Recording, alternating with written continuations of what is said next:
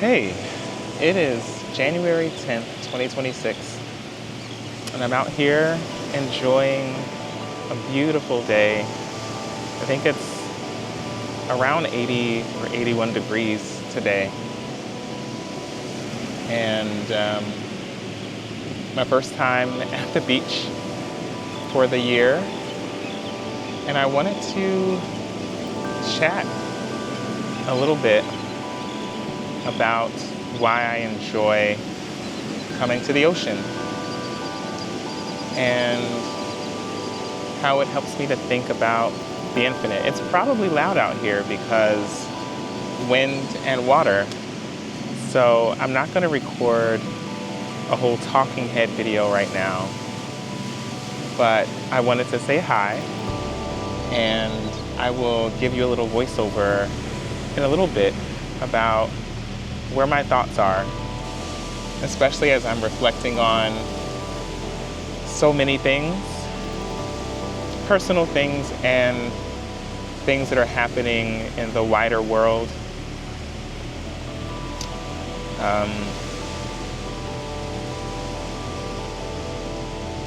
I still haven't watched the video of Renee Good's murder. I have seen some of the stills from it. I don't need to see it to know what happened. Thinking about, what's happening in Venezuela, thinking about the bombing in Nigeria, thinking about Palestine, and, I think what I'll say before I get off of this thing for now is I read a statement by I'll put his name here, I don't know his name off the top of my head, but the ICE agent / terrorist who killed Renee Good's father, where he said that his son was a good Christian man. I believe that's the exact quote, but I'll find the article and I'll put it up here. And then I read the transcript from the cell phone video that was released from the agent's perspective, where after he shot her in the head multiple times and her car was careening down the street as she probably breathed her last breaths, he called her a fucking bitch. A good Christian man. And we've seen all sorts of vitriol and hatred coming from Christians here in this country. A lot of it. Recently there was a video of a black fundamentalist Christian evangelical confronting a group of Buddhists peacefully walking and telling them that they are on the wrong path, that they are headed to hell, and that the only way, the only truth was the one that he believed. And I will talk in the future about my own journey to, through, and from religion. But today I just want to talk about what religion has done. What it has done in the name of love, how it has attempted to constrain, control, manipulate, define the infinite, and how in doing so it has corrupted a concept of love that I believe is foundational to mutual respect, care, compassion. It is quite alarming to see love being made as the excuse to cause harm.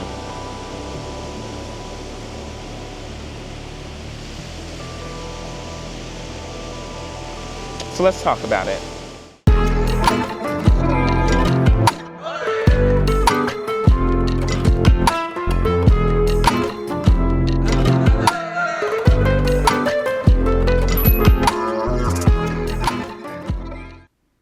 Infinity. This is my vlog, Professing David. If you're a returning subscriber, I'm so grateful to be chatting with you again. Thank you for your patience as I've been thinking a lot about what book 2 would look like and sound like on this vlogging journey.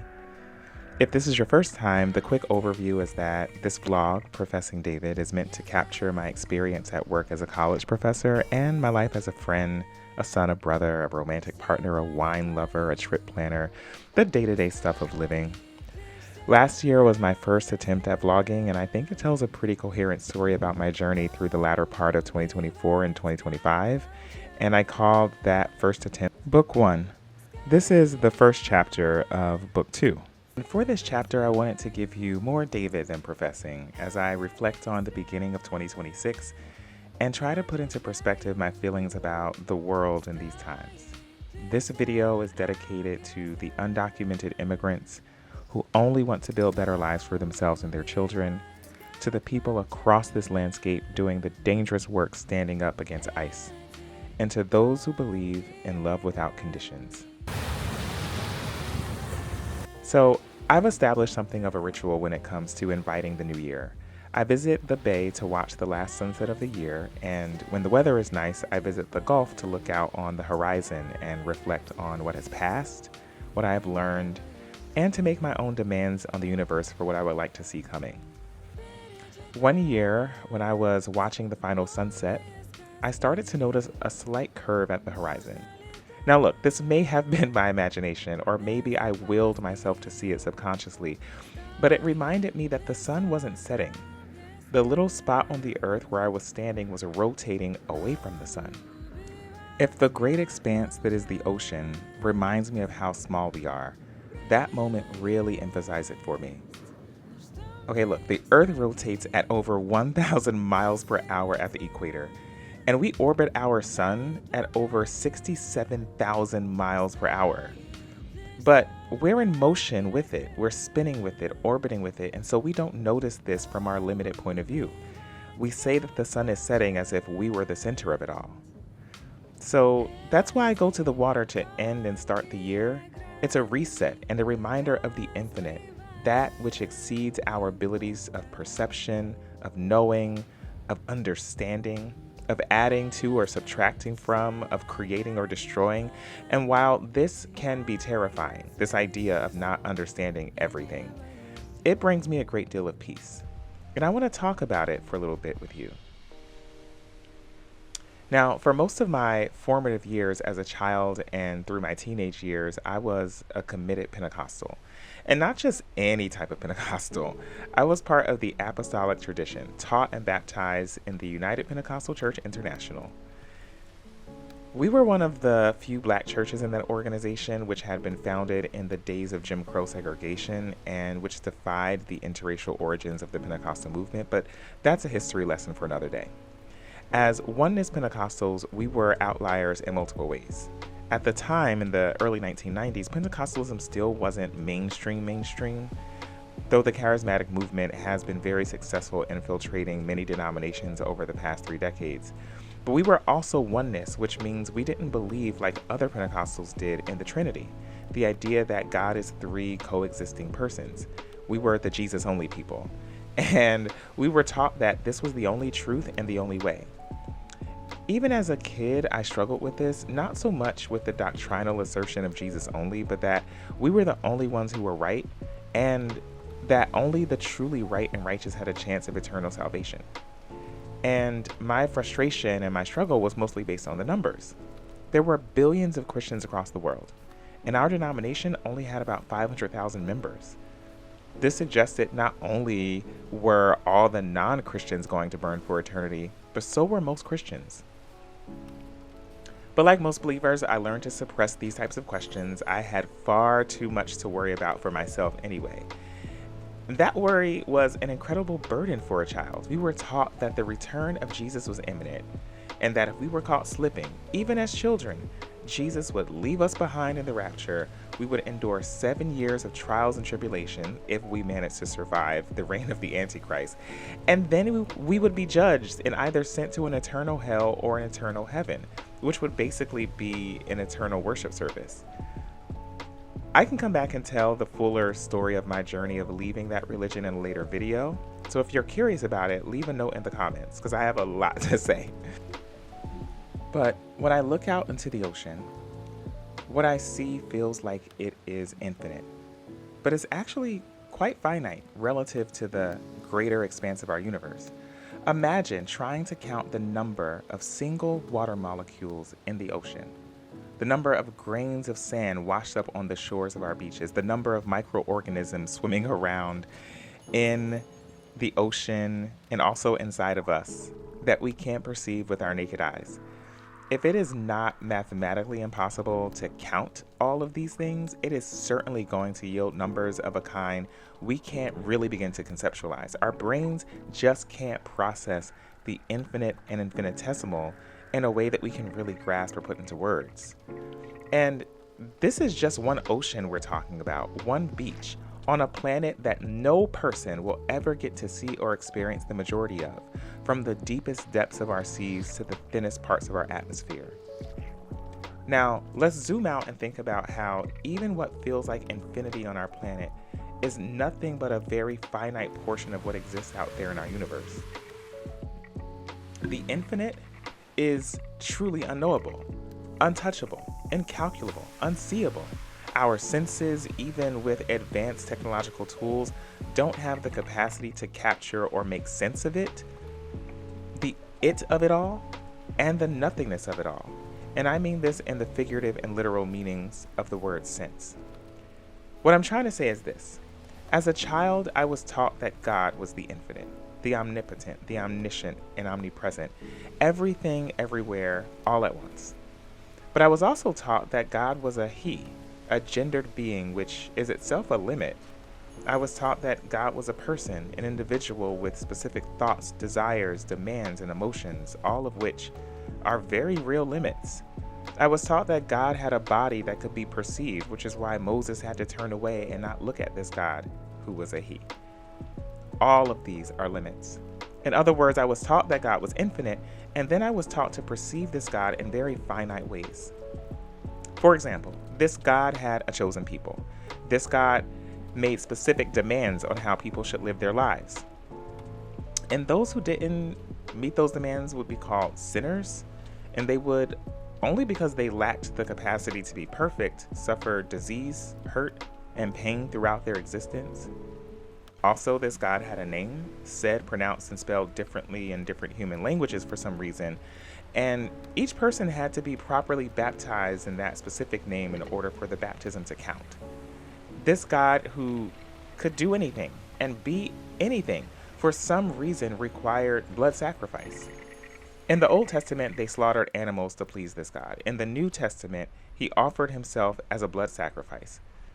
Why couldn't this God just forgive? Why did this God need us to pray in order to do good things for us? Why did this God promise us the ability to heal the sick or speak in foreign languages, but no one had ever actually been able to document and verify these things? Why did this God need adoration and worship?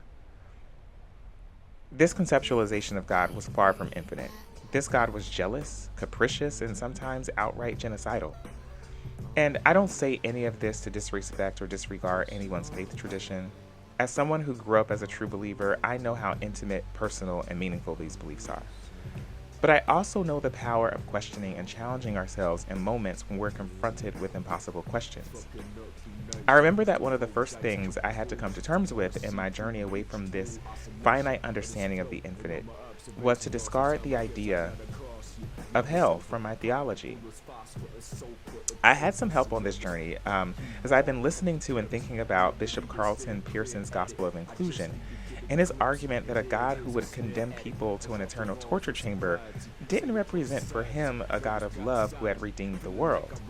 And thinking of hell in those terms as an eternal torture chamber was a real rupture for me. I had already had my concerns about the concept of hell. Look, I had non-Pentecostal church friends, I had Jehovah's Witnesses family members, Muslim friends, and my world got even bigger in college, where I had Hindu friends and Jewish friends and agnostic friends. And as I studied more and learned the great implications of cultural relativism, I began to more seriously ask, what about the Muslim child born into a Muslim family in Saudi Arabia who will live their entire lives only knowing Islam, doing their best to live by their faith, loving others, showing kindness, and putting good into the world? Now, it's not that I had only asked that question once I was an adult. Christians had done a pretty good job of creating loopholes. They would say things like, well, if a person never heard the gospel and lived a good life, God would judge them on that basis. But as a fundamentalist biblical literalist, we just had to believe this extra textually and use that to suppress our doubts. But it also left a lingering annoyance. Why tell anyone about the gospel at all? Doesn't knowing put you at greater risk of burning for eternity? This was the metaphorical tree of knowledge of good and evil. Giving people the gospel was basically telling them to take a bite of the fruit, to notice their nakedness, and to live in shame. And I just want to say, too, these kinds of questions, doubts, and frustrations aren't limited to Christians or evangelicals or fundamentalists. I think people with rigid concepts of God or gods, regardless of their faith tradition, will find themselves there at some point and will learn to suppress them as they recenter themselves as the center of the universe. The sun just simply sets on their face because their God is personally and intimately involved and focused on their lives.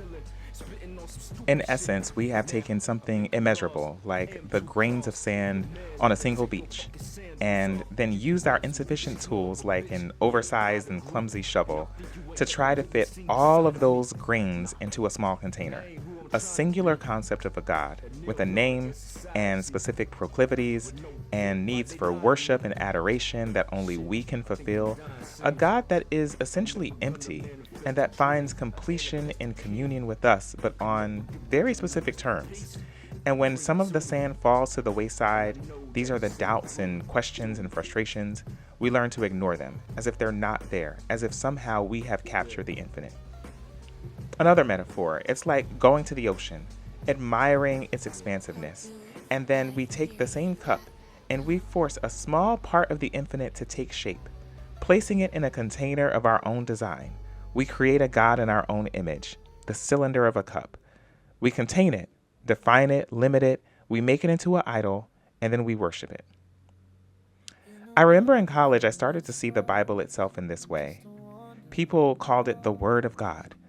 But it wasn't a singular word, it was a compendium produced over time with various authors, editors, and revisers.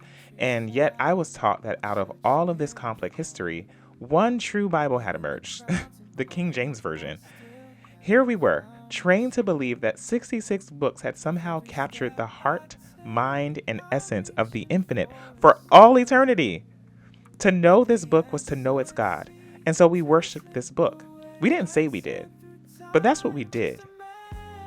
This was our idol, and so we defended it at all costs. Its contradictions, the evils it endorsed, such as genocide at Jericho, and the things that simply made no sense, that this God loved the world so much that he sacrificed his only son, but added the stipulation that you had to believe in this son in order to have eternal life. We were saved by grace and through faith, and yet it was our actions of sinfulness or righteousness that ultimately determined our fates. Look, I'm not saying all of this on some self-righteous, I know better than you tip. I'm not saying any of this to talk down on faith or faith traditions. Faith is an important part of our collective experience. It's one of the many ways we as human beings have attempted to make meaning of our shared experience in a world where we really are all connected by virtue of our shared existence here, but also always disconnected by virtue of our specific sensory experiences, formative experiences, memories, biologies, and so on. And when faith becomes a law, I think it becomes a form of death. It prevents thinking, it prevents compassion, it prevents empathy, because everything needs to fit into this little container that we've created to try to capture the infinite. So I say all this to say, not that religion is bad and the non-religious are good, but I think the ways we conceptualize the infinite, whether in religious or non-religious terms, those conceptualizations have major implications for how we are relating to each other in the real world. If the infinite is, in your imagination, capricious and wrathful, and the universe is defined in terms of specific and unchanging moral laws, then people can justify all sorts of violence in the name of their idols. This is why I think so many evangelical Christians can look at Palestine or Sudan or Minnesota and still firmly maintain that they are the carriers of their God's eternal unconditional love. For me, at this point in life, it is way too odd for someone to say they believe in unconditional love and at the same time place conditions on the types of people who are allowed to cross a political border to provide better lives and opportunities for their children. Do you love these people or not? For people to say they believe in unconditional love and also justify genocide because it's God's will for a specific ethno-religious group to possess a certain plot of land? Or for people to say they believe in unconditional love, but their schools and neighborhoods and even their churches, especially their churches, are sites of racial and economic segregation. For people to say they believe their God is coming back at any time, but instead of giving up everything they own to do good and prepare the world for this return, they live as if tomorrow's promised. They buy and hoard resources and property. They praise capitalists. They look down on the poor. They don't care about feeding the hungry. They just say that they do. For me, let the infinite be infinite. It's an opportunity to find relief in the one thing that I think I know for sure, which is we don't and cannot and will not ever know everything. We will not understand not only the natural and physical world, but also like the internal worlds of others who share this planet with us. You may not, for instance, ever understand or be able to make sense of the fact that there are people whose internal worlds do not align with their physical bodies. Or more specifically, with the ways our cultural norms of gender have equated certain physical bodies with very specific gender categories. These type of people have always existed, and they haven't needed you to understand them. They just need you to, at the very least, do no harm, and ideally to show up in the kind of love that can only come from humility, from acknowledging that my not knowing something is not an excuse for me to do violence towards another person. Another example, you may not understand why a person was not able to cross the border with proper documentation, but they don't need you to understand international law, domestic immigration policy, or the conditions of their home country, or the long history of United States imperialism that created those conditions in the first place. They just need you to not confine their experiences, which you don't and can't truly know, into the false and hateful containers of xenophobia that label them as criminals and as trash people who deserve to be treated as less than human beings. If you're on this channel, I'm probably preaching to the choir, but I want to just close by saying thank you for taking the time to reflect with me. And if you appreciated this video, please click the like button. And if you're not already subscribed, I would love to have you join this little vlogging journey of mine. This has been the first iteration, like I said, of this new approach I'm taking to this journey of vlogging as we ended book 1 at the end of last year. And I'll have some vlogs that are more professing, more talking about current events or academic issues or major issues. I'll have book recommendations and things like that. But then there are going to be others that are more personal, more David, like this one, where I reflect on my personal and inner walks, share what's happening in my life in a traditional kind of vlog, and invite friends and family on to chat about things or just shoot the shirt. Sometimes we'll have a combination of all these things in a single video. But I wanted to at least come back and say hi and spend some time with you as we make the transition from January to February. But feel free to give me some feedback here or find me on Instagram and send me a DM. I like to hear what you think about the infinite, your experience of it, and also what you think about, maybe formatting some of these vlog chapters in this way. Thanks again for tuning in, and I will see you on the other side.